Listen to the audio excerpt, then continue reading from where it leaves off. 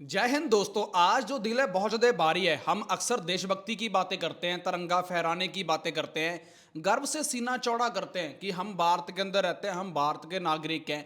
लेकिन क्या आपको पता है कि हमारे देश का एक हिस्सा पिछले 3 साल से जल रहा है। पिछले 3 साल से वहां पर बहुत बड़े लेवल की आग लगी हुई है, जिसको हम कहते हैं मणिपुर, जहां 250 से ज़्यादा लोग अपनी जान गंवा चुके हैं। 5 महीने की मासूम बच्ची अपनी मां की गोद में बिल्कुल भी सुरक्षित नहीं है, चाहे वो बच्चा है चाहे वो बच्ची है।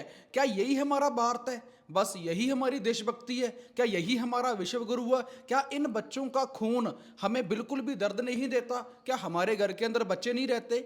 मणिपुर में आज गृह युद्ध जैसे हालात बन चुके हैं। जैसे बड़ी बड़ी मोदी जी बातें करते हैं कि हम जंग रखवा सकते हैं, बट खुद के घर के अंदर पिछले 3 साल से आग लगी हुई है। उसको बुझाने के लिए इनके पास बिल्कुल भी कोई सुरक्षित एक नाकामी जैसी कोई रिपोर्ट नहीं है, ना ही इनके पास कोई व्यवस्था है कि वहां पर जंग रखवाई जा सके।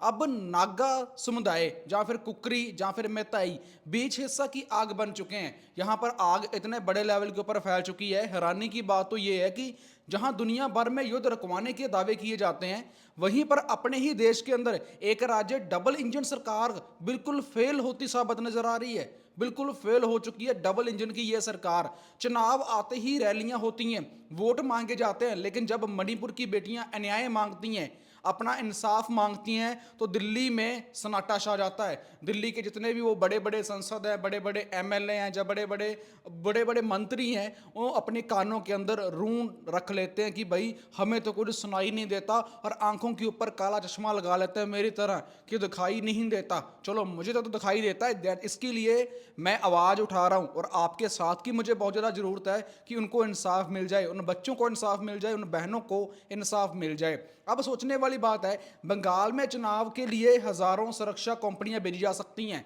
बड़ी बड़ी कंपनियां भेज दी, क्योंकि ममता जी को गिराना है। एक औरत को नीचे गिराने के लिए बड़े बड़े मर्द वहां पर जा रहे हैं, चाहे वो अमित शाह जी हैं, चाहे वो योगी जी हैं, चाहे इसके अलावा बहुत बड़े जो अभी गिरदार भी पहुंच चुके हैं वहां पर आम आदमी पार्टी के। लेकिन क्या मणिपुर की सुरक्षित रखना सरकार की कोई जिम्मेदारी नहीं बनती? क्या मणिपुर भारत का हिस्सा नहीं है? क्या मणिपुर को भारत अपना कुछ मानता नहीं है? आज मणिपुर दो हिस्सों में बढ़ चुका है।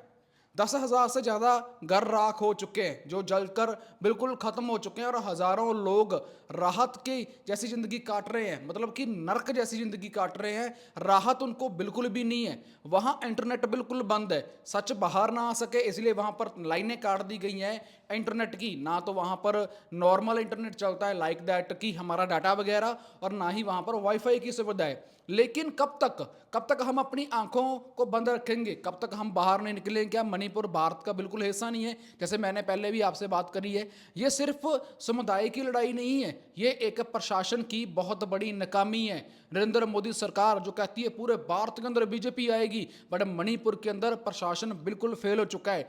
जिसने भाई को भाई से खिलाफ खड़ा कर दिया, भाई को भाई से लड़वा दिया, बहन भाई आपस में लड़ने के लिए तैयार बैठे हैं। असली देशभक्ति केवल नारा लगाने में नहीं है, बल्कि अपने देशवासियों के हक के लिए आवाज उठाने की है। आज मैं आवाज उठा रहा हूं, कल आप भी आवाज उठा सकते हो इस वीडियो को शेयर कर। मणिपुर के अंदर क्या हो रहा है?